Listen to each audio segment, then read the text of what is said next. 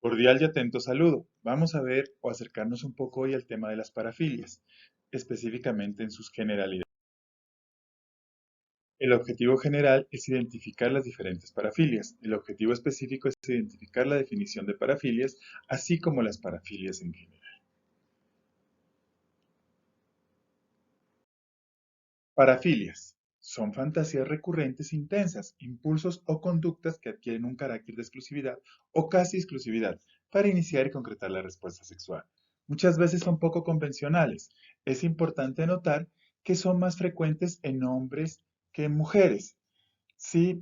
Y que por lo general no se diagnostican a menos de que impliquen riesgo para la propia persona o la participación de individuos con no capacidad para negarse o riesgo para otra persona. Sus posibles orígenes. Hay factores biológicos que parecen relacionarse con las parafilias, por ejemplo la testosterona. Sabemos que es el principal andrógeno y es el determinante del deseo y las fantasías sexuales. Y en estos casos es posible que haya niveles no normales de testosterona. Están las monoaminas cerebrales. Parece haber una disfunción en la serotonina y elevación de catecolaminas. ¿Sí? También está una disminución en algunas áreas específicas del cerebro. Hay una disminución de la materia blanca, sobre todo en lo que son los lóbulos temporales y los lóbulos parietales. ¿Sí? Igualmente, una disminución en el volumen de la amígdala derecha, que parece afectar de alguna manera este aspecto. ¿Sí? Y en la materia gris parece que se afectan el núcleo estriado ventral. También parece que se presenta problemas en la ínsula y en la corteza orbitofrontal y el cerebelo. Dentro de los orígenes neurofuncionales, se describe una disminución en el metabolismo de la glucosa, ¿sí? Sobre todo en lo que tiene que ver en la corteza temporal inferior derecha y en el giro ventral superior. En los factores psicológicos encontramos muchas veces traumas en etapas tempranas, aprendizajes inadecuados e imitación, mucho castigo, experiencias fuertes de castigo y humillación, y a veces problemas con el vínculo. Dentro de las parafilias encontramos más de 50 tipos, entonces es muy difícil que nos aprendamos o querramos verlas todas. Vamos a nombrar solo algunos aspectos. Por ejemplo, el sadismo, actos reales de sufrimiento físico-psicológico en la víctima sexualmente excitante. Ojo, el sadismo es consensuado. ¿Sí? No lo olviden nunca. El masoquismo, actos reales de humillación, ser golpeado, atado. eh, Ojo, también es consensuado. El sadomasoquismo, que implica una mezcla de los anteriores, sufrimiento físico-psicológico que se infiere a otra persona o se recibe de alguna persona, consensuado también. El fetichismo, que es uno de los más conocidos, el uso de objetos no vivientes, ropa interior femenina, zapatos, etcétera, etcétera.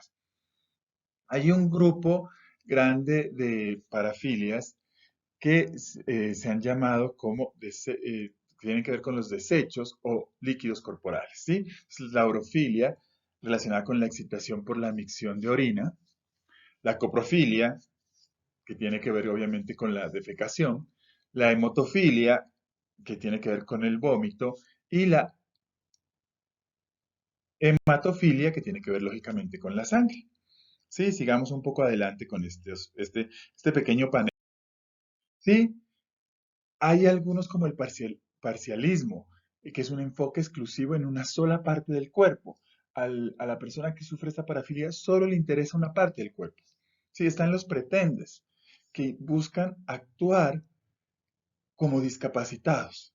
Y eso parece tener o provocar cierta excitación sexual. ¿Sí? Está un grupo que se llama los devotes, ¿sí? Que por lo general son personas interesadas en sujetos con algún tipo de discapacidad, ¿sí? Entonces encontramos la acromatofilia, personas que les falta algún miembro, obviamente un miembro amputado. Abasiofilia, personas que tienen atracción o deseo sexual por personas que usan aparatos ortopédicos, ¿sí? La dismorfilia, que tiene que ver con personas que tienen alguna deformidad, que les atraen personas con alguna deformidad. La amaurofilia, que tiene que ver con personas ciegas, les atraen personas ciegas. Obviamente está la escatología telefónica, las famosas llamadas eróticas, y está la gerontofilia, que tiene que ver con adultos mayores. Hay ciertos trastornos parafílicos que son importantes revisar, ya que estos afectan a otras personas, ¿sí? Entonces tenemos el trastorno exhibicionista. Su nombre lo dice, entonces son la exposición de los genitales en un espacio público y que puedan ser vistos por muchas personas. El trastorno froteurístico, la persona que se frota para llegar a placer, que siente placer en frotarse con otras personas. Está el trastorno voyerístico, ¿sí? Que es observar a las personas desnudas o desvistiéndose. Esto les da cierto placer sexual. Está el trastorno paedofílico, obviamente que tiene que ver con los niños, que es un delito lógicamente, y el trastorno de sadismo sexual coercitivo, donde se da un sufrimiento a la otra persona, pero a diferencia de las otras formas de sadismo y de masoquismo que vimos, este es no consensuado, o, sufrimiento sin consentimiento. Ojo, hay unos trastornos que implican animales, seres que no pueden consentir, ¿sí? Entonces, por ejemplo, o seres que no pueden consentir en general. Está la zoofilia, que sabemos que tiene que ver con animales, la frenasticofilia, con débiles mentales, con discapacidad intelectual, y la necrofilia, lógicamente, con cadáveres. Para finalizar, algunos trastornos del comportamiento que tienen que ver con estar solo o con seres sin capacidad de consentir, ¿sí?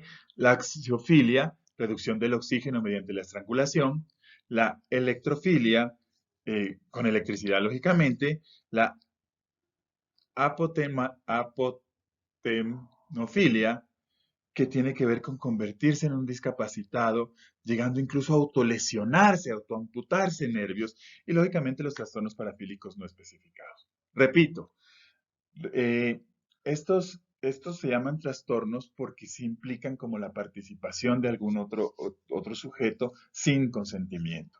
Eso hay que tenerlo en cuenta. Lógicamente, para que sea diagnosticado, como ya se les había explicado, tiene que haber afectación psicosocial o afectación individual. Bueno, referencias tenemos a Herrera en el 2020, en el Compendio de Psiquiatría Clínica, México, Asociación Iberoamericana de Neurociencias y Psiquiatría. Gracias.